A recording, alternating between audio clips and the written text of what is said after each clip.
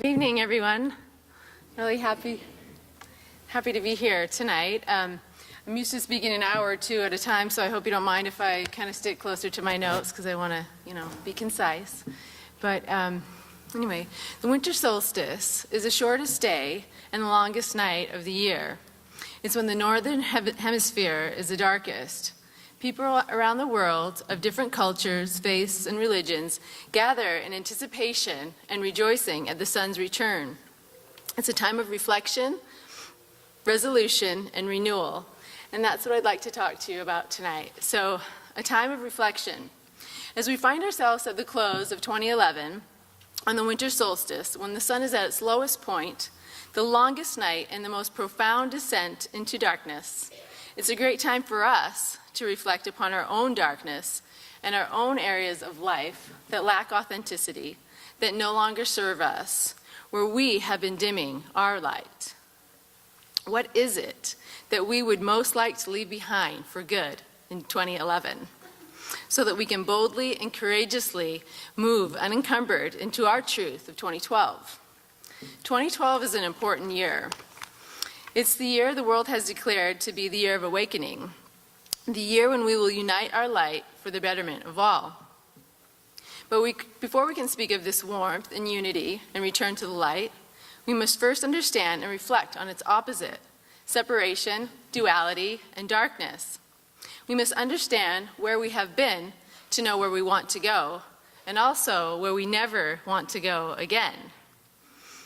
This illumination of light and dark is happening all across the planet, showing us what's not working in relationships, in business, in politics, in government, in religion, and more. So back to my original question, what is it that you would most like to leave behind?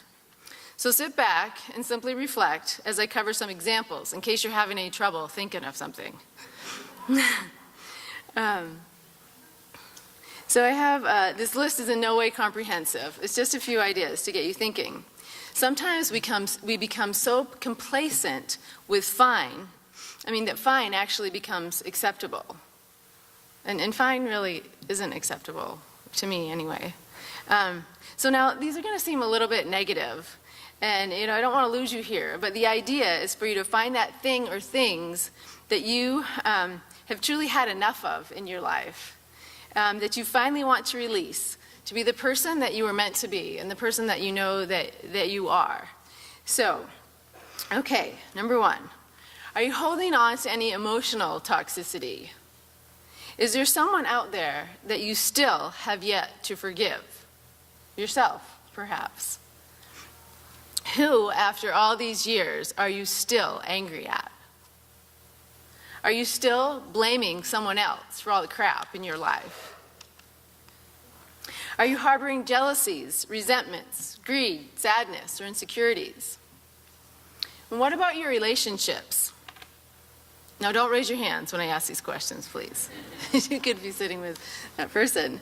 How many of you are in relationships that feel more like bondage than liberation and joy? So, okay. Anyone staying in their relationships for the kids or for financial reasons? Do your relationships feel more draining than fulfilling, filled with jealousy, fighting, and drama? Are there family members that you no longer speak to or harbor resentments with? What about your lifestyle? How are you treating your body? The temple that houses your spirit and allows you to carry out your life purpose in the world. Are you giving it enough rest? Are you getting 7 to 8 hours of sleep each night? Are you eating live, vibrant, nutritious foods? Or are you unconscious about the food that you put into your body? Do you eat more frozen, fast food, canned foods, and processed foods than you do live? Do you get enough movement, exercise, and flexibility into your life? Are you dragging around extra pounds that keep you from enjoying your life? Are you creating time to meditate, reflect, be in nature, and experience silence on a daily basis? How about your career? How many of you are in love with what you do? Is your job or career your passion, or is it just a paycheck? Do you dread getting up in the morning because you have to go to work? Is your job or career in alignment with your spirit and your life purpose? Are you making the money that you feel you deserve? Do you take time to learn things that you're passionate about?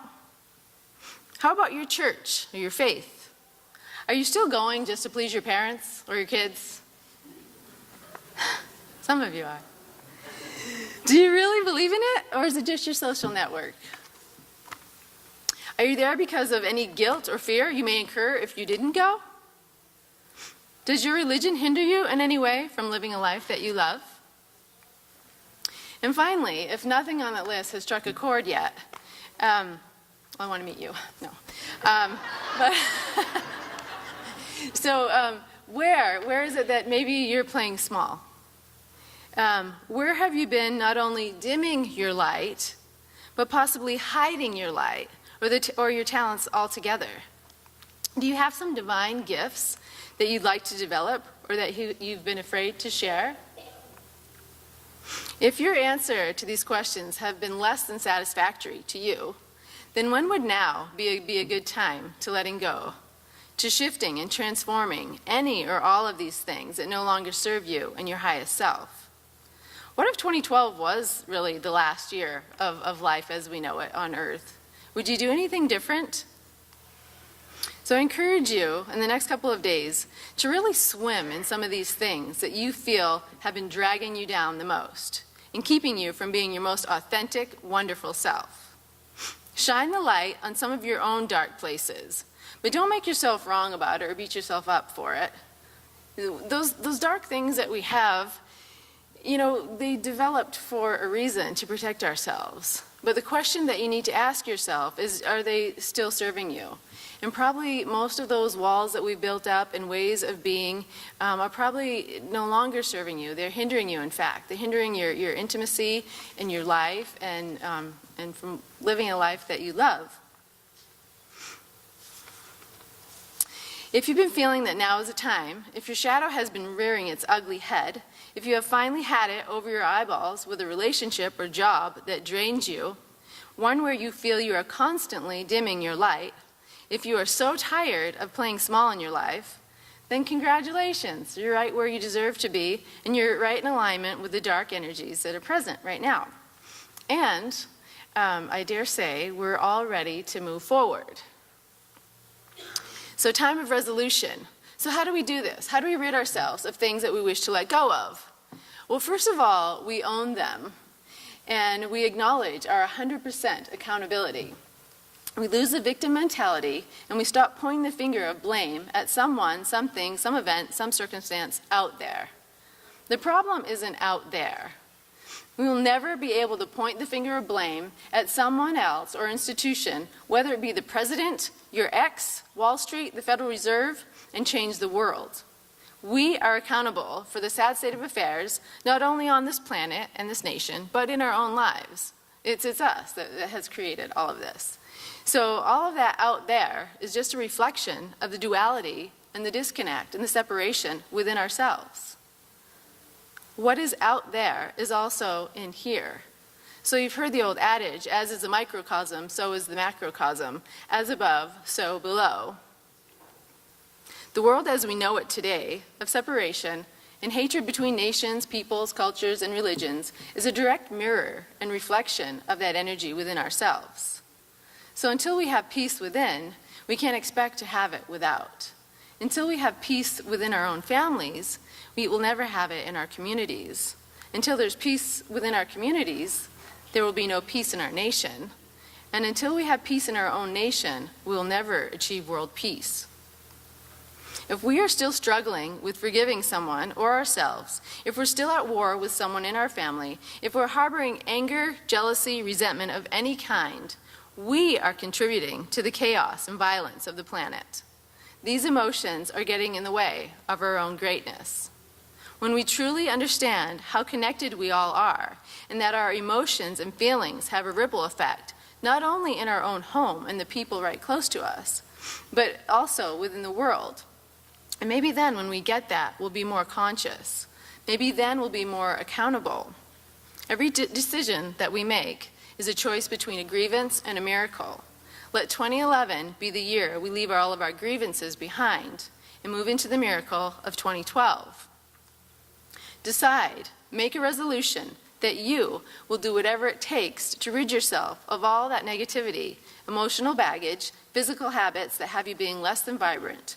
You make a difference. How you feel matters. How you feel affects others and the planet at large.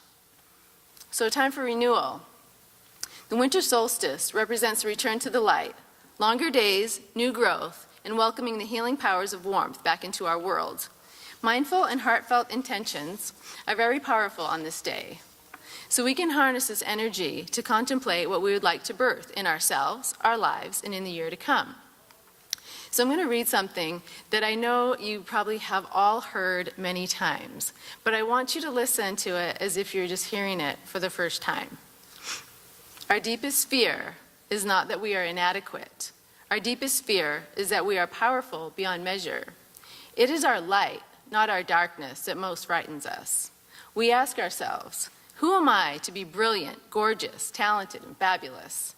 Actually, who are you not to be? You are a child of God. Your playing small does not serve the world. There is nothing enlightened about shrinking so that other people won't feel insecure around you. We are all meant to shine, as children do. We were born to make manifest the glory of God that is within us. It is not just in some of us, it is in every one. And as we let our own light shine, we unconsciously give other people permission to do the same.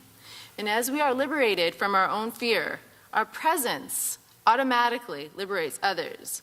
So it is our job to be the most brilliant, intelligent, gorgeous, creative, most fabulous person that you can possibly be. Because only then will you have something to give away. And then you can be that beautiful, magnificent mirror for your neighbors and for your friends and your planet. As you allow your gifts and your light to shine, other people will be able to do the same. So, stop putting yourselves down. When people give you a compliment, say thank you. Own your greatness. Tell people what's great about you so they can do the same.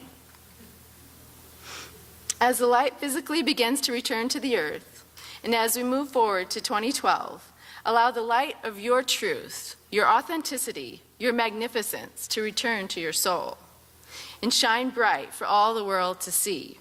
Now is the time. We are the ones we've been waiting for. I see you.